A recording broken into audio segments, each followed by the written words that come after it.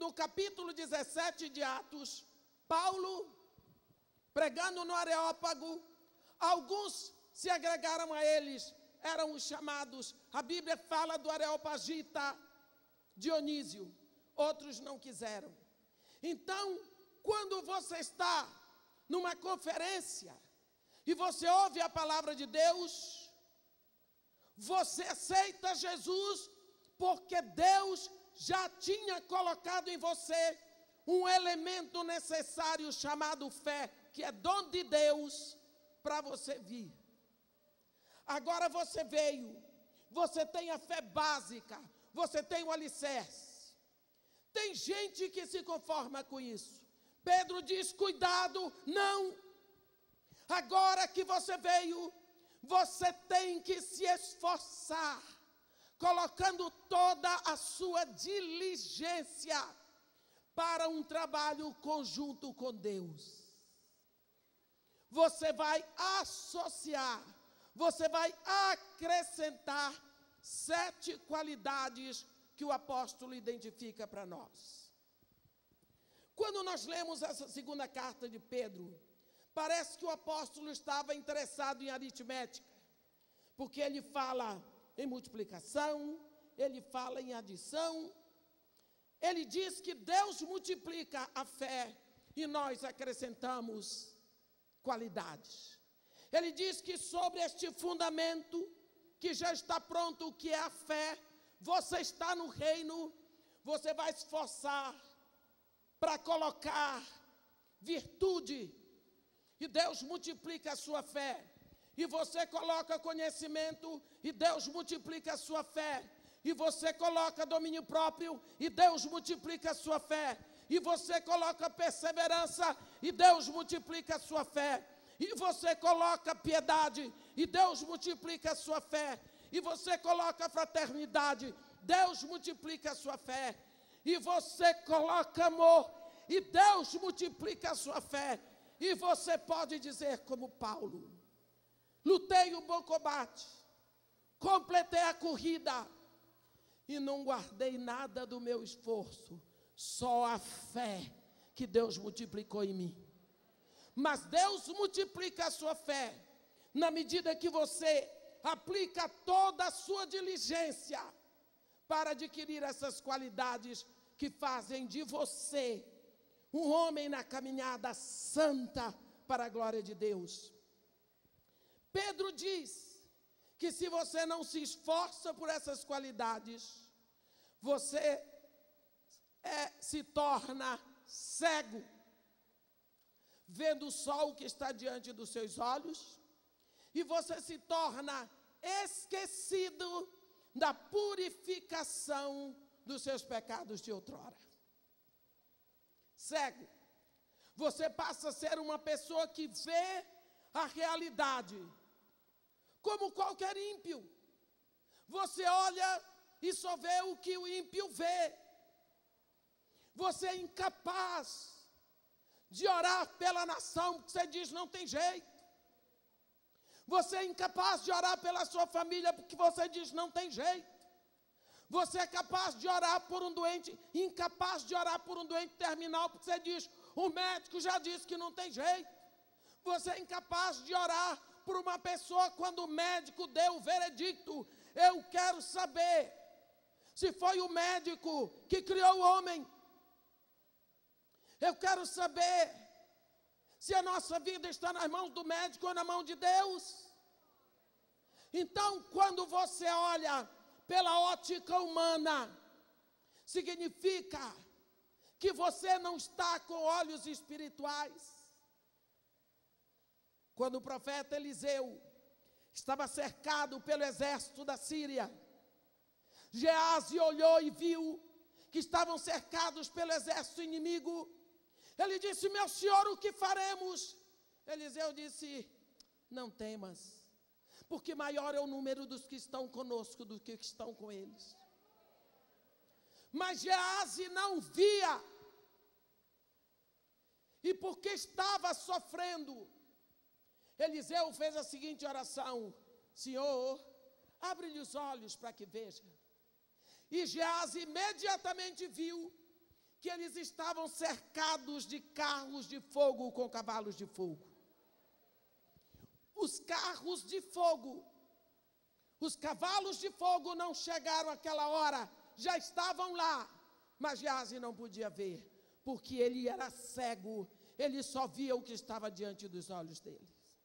É preciso que você olhe além, é preciso que você seja liberto das amarras das circunstâncias, é preciso que você olhe com olhos de filhos de Deus, de gente que tem vitória, que já está sentado nas regiões celestiais em Cristo.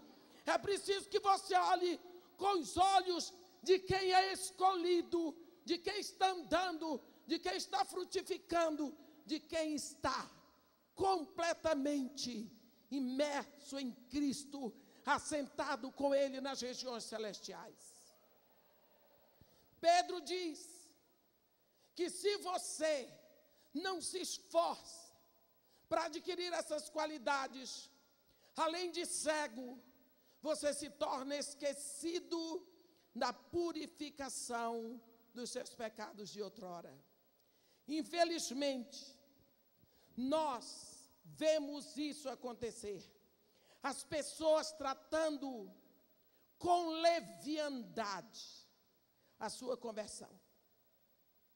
Não tem noção do que aconteceu no momento em que abriram o coração para Jesus.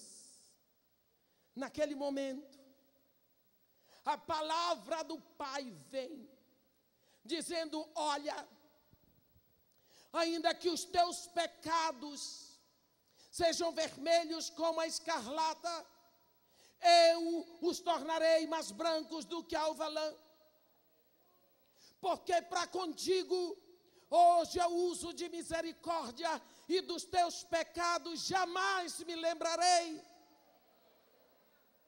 Naquele momento que você vem para Jesus, o Pai apaga tudo do passado, porque muito mais o sangue de Cristo, que pelo Espírito eterno se entregou sem máculas a Deus, purificará até as nossas consciências das obras mortas para servirmos ao Deus vivo. Então, Deus não esquece como nós esquecemos. Porque se você esqueceu sua Bíblia no carro, você esqueceu, mas a sua Bíblia ainda está lá. Se você esqueceu o seu telefone celular em cima da mesinha de cabeceira, você esqueceu, mas o telefone está ali. Quando Deus esquece, apaga. Não existe mais encanto nenhum. Os pecados cometidos no passado não existem mais, nem na memória de Deus. Você é uma pessoa nova, é uma criação nova. O seu futuro está todo diante de você, para andar com Deus, para produzir com Deus, para trabalhar com Deus, para frutificar no reino. Você não tem que carregar amarras, correntes como escravo, você está livre. Muitas vezes esquecemos disso. E porque esquecemos que para que isso acontecesse, foi preciso um sacrifício, que não foi de um animal qualquer, não foi de um homem qualquer, mas foi do Filho de Deus. E por isso é muito fácil pecar. Muito fácil pecar. Então levamos uma vida como se fôssemos pessoas ímpias. Eu posso pecar que Deus perdoa. Deus nos perdoou em Cristo. Está feito. Mas agora, como diz o apóstolo, abra os seus olhos, porque você tem que andar. E esse apóstolo, ele estabelece para nós uma corrida de 7 qualidades. A primeira, ele diz que você tem que procurar o que no grego está arete. Na Bíblia está escrito virtude, mas é melhor traduzido por excelência moral. O nosso chamado é como filhos de Deus. E se Deus é excelente, nós temos que ser excelentes em tudo. O nosso chamado é em santidade. Filho de peixe pode ser peixinho, mas filho de santo não é santinho. A Bíblia diz: sede santos. É atributo de Deus. É por isso que Ele nos dá o Espírito, o seu próprio Espírito, o Espírito Santo. É para operar conosco santificação. Porque sem ela não veremos a Deus. Precisamos ser excelentes, sim. Exigentes, sim, em tudo, tudo. Nós não podemos ser mais ou menos em nada. Seja um exagerado. Seja exigente. Não abra mão dos atributos que Jesus Cristo conseguiu para você.